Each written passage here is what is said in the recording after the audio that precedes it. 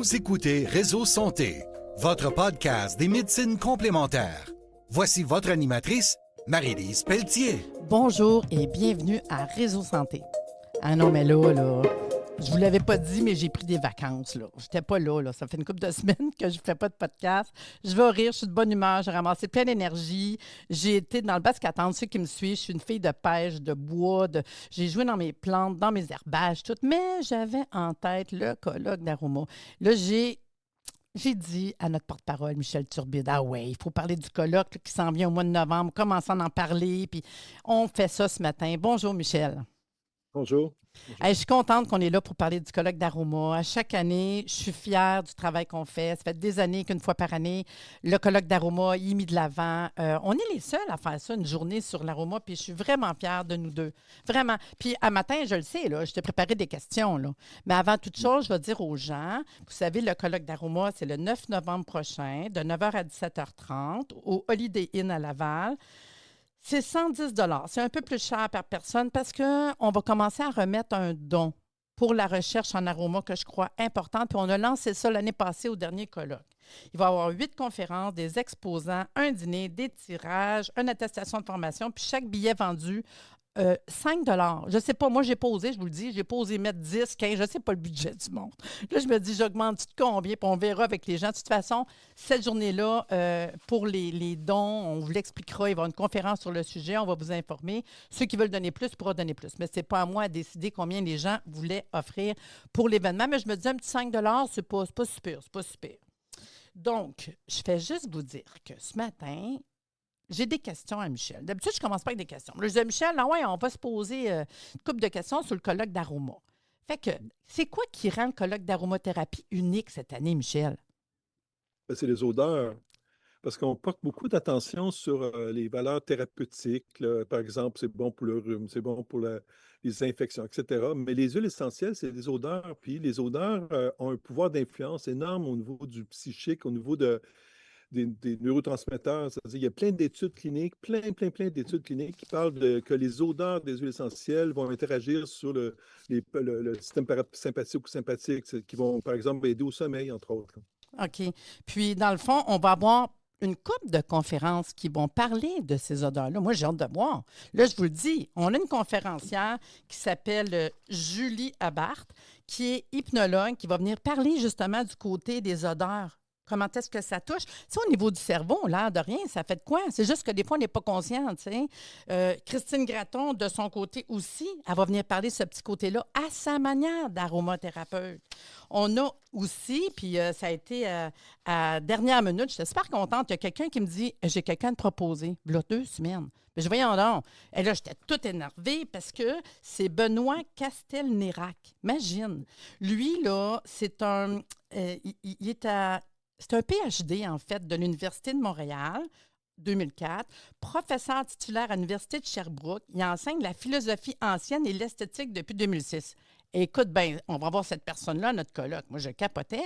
Puis je dis, voyons donc, de quoi il va venir nous parler? Puis lui, il va parler justement parce qu'il a travaillé beaucoup avec le côté de l'odorat comme sens. Il dit, l'odorat, c'est un sens. Des fois, on oublie ça, mais c'est vrai que c'est un sens. Puis il dit, c'est un point de contact avec notre environnement. Imaginez-vous une cellule primaire à l'origine, comment est-ce qu'elle est, puis là, il va partir là-dessus. Il fait des recherches là-dessus. C'est fou, pareil, quand tu penses à ça, qu'on va avoir quelqu'un qui va parler de ça.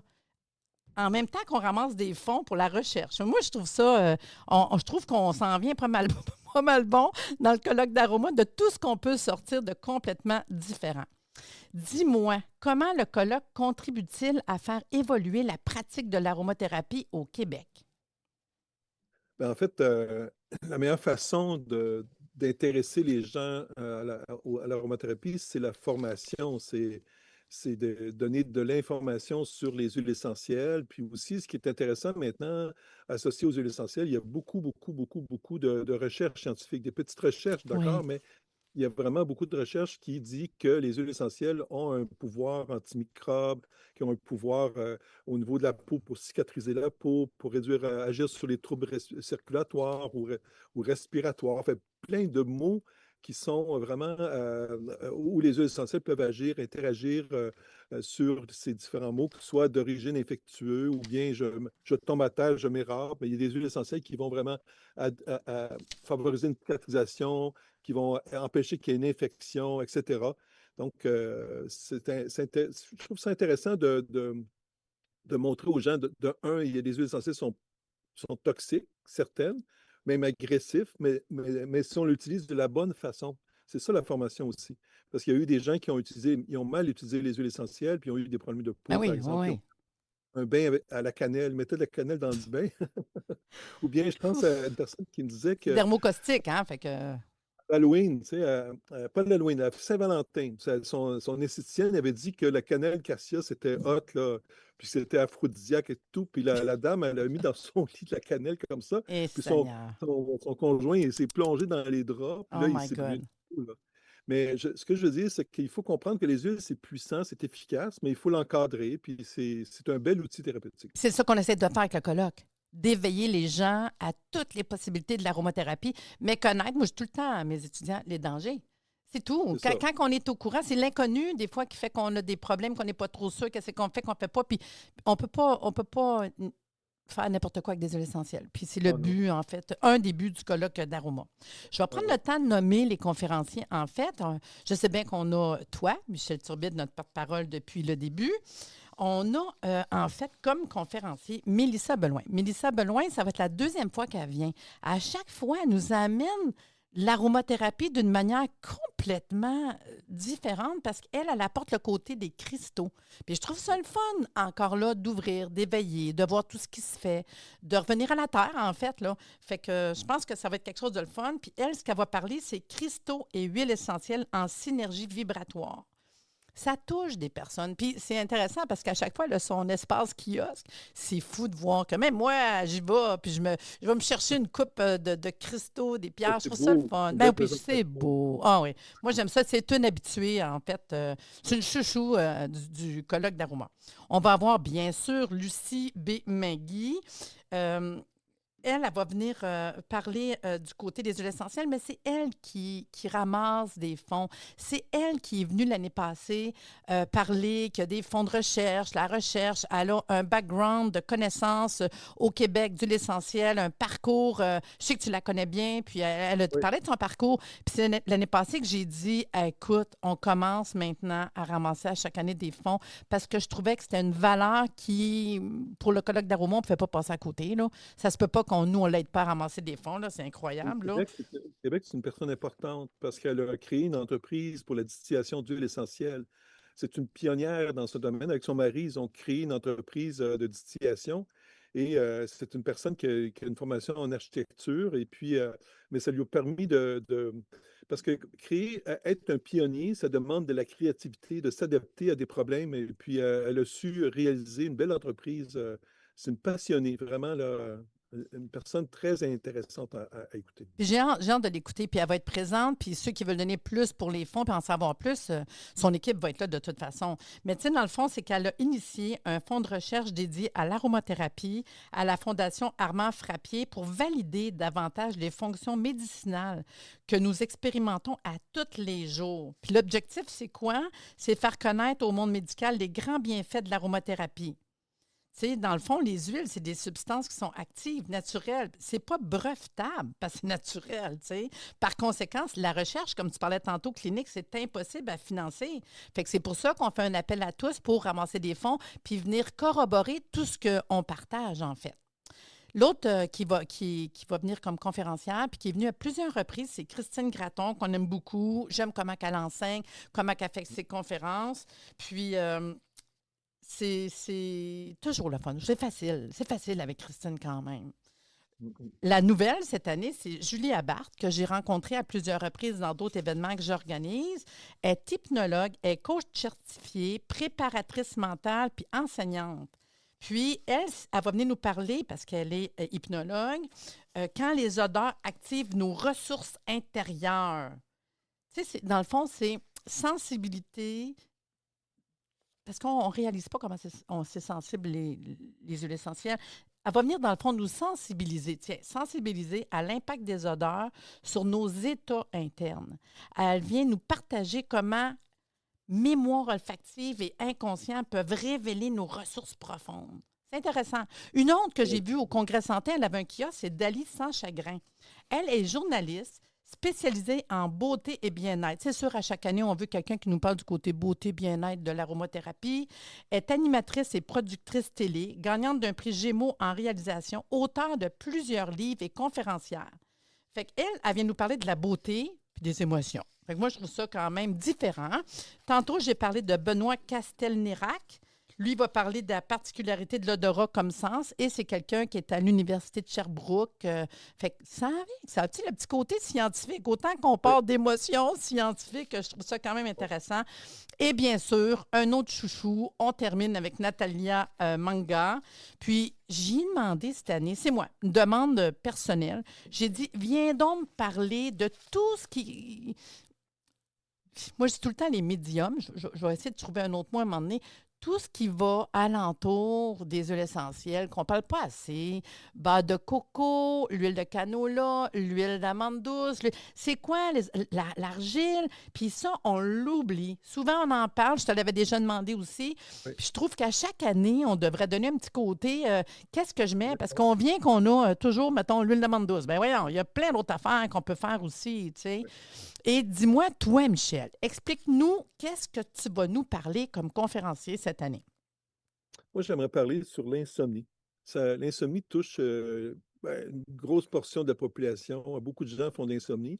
Puis en vieillissant, aussi, les gens ont plus d'insomnie que quand ils étaient plus jeunes, entre autres. Et puis, donc, je vais parler d'huile essentielle. Mais au départ, je vais parler En fait, le jour influence la nuit. Notre comportement du jour influence la nuit. C'est-à-dire que si on boit 10 cafés, c'est sûr que la nuit, on a un problème, puis etc. Je parlais aussi d'hérédité. Ça m'a surpris. J'ai trouvé des recherches qui parlent d'hérédité, finalement. Puis je vais parler d'huile essentielle aussi, l'impact physiologique, psychologique que peut avoir les huiles essentielles, puis l'impact aussi sur les neurotransmetteurs qui sont associés, par exemple, au système limbique. J'ai trouvé beaucoup de recherches sur les huiles essentielles avec cette approche-là. Je trouve ça le fun parce qu'avant qu'on commence à enregistrer, je t'ai dit, c'est trop drôle parce que si une des choses que je fais, moi, je fais de l'insomnie, puis tu sais bien, j'ai un petit côté Je fais pas de l'insomnie tout le temps. Je fais de l'insomnie 2-3 jours avant le colloque d'aroma. Je fais de l'insomnie s'il y a des changements dans le colloque d'aroma. Tu sais, mettons, c'est exactement ça. Moi, ça va avec ce que j'ai à organiser, tu sais. Fait que moi et mon mari, on a chacun nos huiles essentielles sur notre table de chevet, juste à côté sur le bord, là. Puis si on ne s'endort pas, lui, il a ses huiles essentielles. Moi, j'ai les miennes, puis pas les mêmes. Jean, ça va être le côté digestif. C'est drôle, tu sais. Il va être le meilleur pour prendre menthe poivrée, romarin, basilic. Puis lui, il dort en 4 secondes. Puis c'est drôle parce qu'il s'endort avec la main en face. Parce qu'il en met sur sa bédaine avec des huiles végétales, tu sais. Puis là, d'un coup, je le vois, il dort avec la main en face parce qu'il respire. Je trouve ça cute. Puis il dort en 4 secondes. Puis moi, de mon côté, je vais plutôt être, mettons, je te l'ai dit tantôt, petit grain. Je vais être plus avec des huiles essentielles camomille pour calmer justement mon système nerveux. Mais ce côté-là est intéressant parce que souvent, on va dire quelle huile essentielle. Le monde fait une recherche où ils demandent à IA quelle huile essentielle pour dormir. Puis ils vont sortir lavande, ils vont sortir. Non, mais tu sais, je trouve ça. Je vais me retenir un peu de ce que j'allais dire. Mais de toute façon, je trouve ça quand même aberrant que les gens ne savent pas toutes les huiles essentielles. Puis moi, ma préférée, c'est petit grain. Dans toute la gang pour dormir, je ne voudrais pas l'avoir. Versus un autre, tu serais un autre huile essentielle, c'est tout. Puis tu sais, tu allais me dire, parce qu'on a parlé des odeurs, dis-moi-les, là. Pourquoi, moi, mettons, j'aime petit grain, tu me dis le nez, entre autres. Oui, mais en fait, ça me fait penser aussi comme réponse. C'est une dame, elle disait que j'avais rencontré, elle dormait avec l'odeur de sapin baumier. Elle Ah! adorait ça. Oh non, la forêt, c'est vrai, hein? Oui, mais le sapin, c'est un tonique. Tu sais, si tu regardes les molécules, c'est tonique, Mais je le sais, parce que mais des fois, je prends épinette noire, puis ça marche pour c'est dormir. pas pareil. Ben oui, c'est ça, mais l'odeur a un pouvoir d'influence. Fait que là, on sent l'odeur, qu'on aime cette odeur-là, puis ça nous enveloppe, puis là, on part dans le sommeil, là. C'est un petit peu ça, là, c'est Ah aimer ouais, l'odeur. C'est un élément important, ouais. j'avoue. Puis, j'ai encore une couple de questions pour toi, là. Tu sais, quand on regarde l'impact puis la vision du colloque Aroma, selon toi, quel est le rôle de l'aromathérapie dans la santé globale aujourd'hui? En fait, ce qui est intéressant dans les huiles essentielles par rapport où il y a des abeilles. Ah. Ce qui est intéressant dans, ce qui est intéressant concernant l'aromathérapie, c'est qu'il y a beaucoup, beaucoup de recherches scientifiques qui appuient les huiles essentielles. Par exemple, si vous allez sur Google Scholar, puis vous tapez Essential Oil Anytime, vous avez 4 millions de petites recherches. Il y en a qui sont moins intéressantes, puis il y en a qui sont très intéressantes, très pertinentes aussi. Fait que moi, je crois que dans le futur, l'aromathérapie va être utilisée, par exemple, au niveau, sûrement être associée avec, je ne sais pas, des antibiotiques ou quelque chose comme ça pour neutraliser les bactéries. Parce qu'il y a plein d'études qui Ben mentionnent oui. que les huiles essentielles, c'est majeur comme effet thérapeutique. Puis on sait maintenant que les antibiotiques en fait, disons, les antibiotiques, il y a des résistances face aux bactéries, là. Fait que l'huile essentielle, on pourrait, par exemple, dans le futur, peut-être associer ça à peut-être des antibiotiques aussi, faire un mélange. D'ailleurs, il y a une étude, un étudiant en recherche à Québec qui a mélangé cannelle cassia avec du bioca, puis il a démontré que prise orale, ça avait un effet bénéfique pour la E. coli. Puis il a été nommé comme personnalité de la presse. Radio-Canada a fait un reportage sur lui. Ils ont même invité cette personne-là à parler de sa découverte à l'émission Découverte. Fait qu'il y a Wow. vraiment, je suis certain qu'il y a une tangente vers ça. Mais aussi, les huiles essentielles peuvent être peut-être dans les produits de désinfection. On désinfecte, par exemple, les hôpitaux. Il peut y avoir des huiles essentielles parce que les huiles essentielles ont un pouvoir intéressant. C'est-à-dire que, par exemple, il y a un effet large spectre d'action, comme je pense à la cannelle, l'origan, tout ça. C'est des huiles essentielles qui ont pas de résistance face. Les bactéries ne résistent pas aux huiles essentielles. Ça les tue, là. Et les Hmm. champignons aussi, et les bactéries, et les virus, etc. Hmm. Enfin, je crois qu'il y a un potentiel intéressant. Puis l'huile essentielle par rapport aux produits chimiques déodorants, ben, l'huile essentielle n'a pas des conséquences que peuvent avoir les produits chimiques, par exemple, sur le système respiratoire, là. Hmm. Tu sais, on pense au sambon qu'on met dans les prises de cours. Tu sais. Non, je sais, dis-moi les même pas. Moi, je suis pas capable. J'arrive dans des endroits, pour vrai, là, dans des salles, là, comme dernièrement, mettons, au dentiste. Je m'en vais au dentiste, mon nettoyage aux 6 mois, puis tout, puis je rentre. Je te le dis, instantané, quand ils mettent ça, je le sens en rentrant qu'ils ont mis ces odeurs-là. Une espèce de plug, je n'ai pas dit le nom, là, que tu mets sur, puis ça fait des odeurs. Et moi, là, je viens, là, ah, c'est fou comment que je suis pas capable. Je suis pas capable, pas en tout, Les huiles zéro. essentielles, ça sent bon, mais ça a des propriétés antimicrobes dans l'air Ben oui. aussi. Ça a plus de valeur thérapeutique, ça énergise la maison, etc. Je crois qu'il va y avoir une orientation un peu plus marquée vers les huiles essentielles. Ouais. Puis c'est quoi le message, mettons, que tu aimerais transmettre aux gens qui hésitent encore à intégrer l'aromathérapie dans leur pratique ou leur vie? Ben, je comprends pas. Parce que je trouve que Toi, t'en mets partout dans bouffe, quand on est malade, les odeurs. Non, mais je le sais, moi, avec, j'adore les huiles essentielles. Mais parce qu'il y a, tu sais, les gens peuvent dire qu'il n'y a pas de recherche, c'est de la médecine douce, c'est juste ésotérique, je ne sais pas quoi, c'est émotionnel. Non, les huiles essentielles, oui, c'est émotionnel, mais il y a une valeur, il y a une concentration élevée de principes actifs, puis c'est appuyé par des recherches scientifiques, beaucoup. Ben oui. Puis si tu mets de la menthe poivrée dans la bouche, c'est comme une fois, mais une personne disait, ah, moi, je ne crois pas les huiles essentielles, puis j'avais donné de la menthe poivrée à 2 gouttes dans la bouche. Puis ça, tu sais, la menthe, c'est quand même Ben oui. intense, là. Il était vraiment impressionné, là. Les huiles essentielles, ça marche. Puis c'est quoi qui t'a personnellement amené à t'impliquer dans ce colloque-là? Je m'en souviens encore, hein? Mais je trouvais qu'il n'y avait pas de. Ça manquait au Québec un colloque d'aromathérapie. Je trouve que l'aromathérapie, c'est quelque chose de beau, c'est une belle approche thérapeutique. Je trouve qu'elle mérite d'être connue sur différents angles, hein. Il y a plusieurs possibilités, les huiles essentielles, le cosmétique, etc.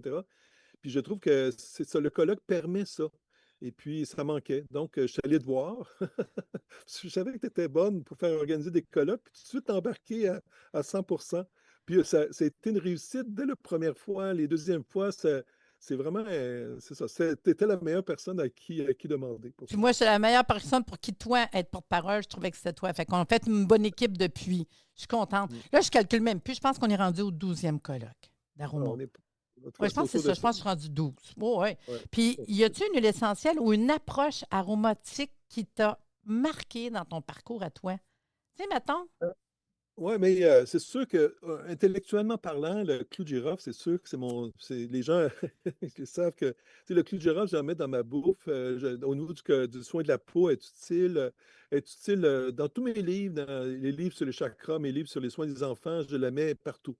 C'est une huile précieuse parce qu'elle n'est pas toxique, elle n'est pas agressive, elle est moyennement caustique, puis elle offre plusieurs possibilités. As-tu Comme toutes? As-tu toutes? Moi, je dis tout le temps qu'il y a autant de bactéries, virus. Tu veux dire, ça. puis, et l'autre chose qu'on pourrait dire, c'est qu'elle n'est pas dispendieuse. C'est un autre Non, facteur. un excellent antidouleur. Il Ben y a une ouais. valeur antioxydante exceptionnelle.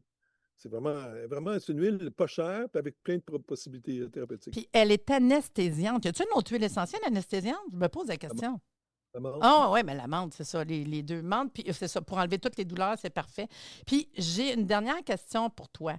Si tu pouvais résumer l'esprit du colloque en une seule phrase, ça serait quoi? Éducation. Éduquer les gens, Oh! sensibiliser les gens, sécuriser les gens aussi, parce que des fois, les gens utilisent mal les huiles essentielles, puis je pense que la formation, l'éducation permet justement d'encadrer les gens dans une belle direction. Ah, c'était beau, ça. En tout cas, Michel, j'ai hâte. Fait que je redonne l'information du colloque d'aromathérapie. C'est le 9 novembre au Holiday Inn à Laval. Pour les informations, c'est www.arrsanté.ca. Il y a 8 conférences, des exposants, des tirages, puis on a toujours plein de tirages, j'espère que vous en profiter. Le stationnement est gratuit. Vous avez un repas, on a un beau buffet, il y en a pour tout le monde.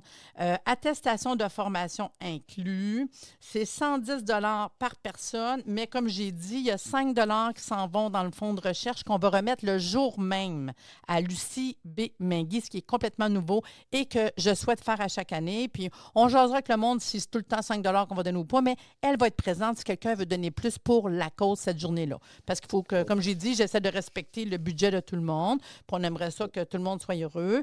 Fait que sur ce, Michel, j'ai vraiment hâte au 9 novembre prochain. Puis je te dis aussi à bientôt. Oui, à bientôt. C'était vraiment le fun. J'ai bien aimé. Oui. Merci de nous avoir écoutés. Soyez des nôtres tous les mardis à compter de 9h30 pour des entrevues avec un invité différent qui saura vous plaire. Si vous aimez le podcast, abonnez-vous pour être informé et partagez en grand nombre.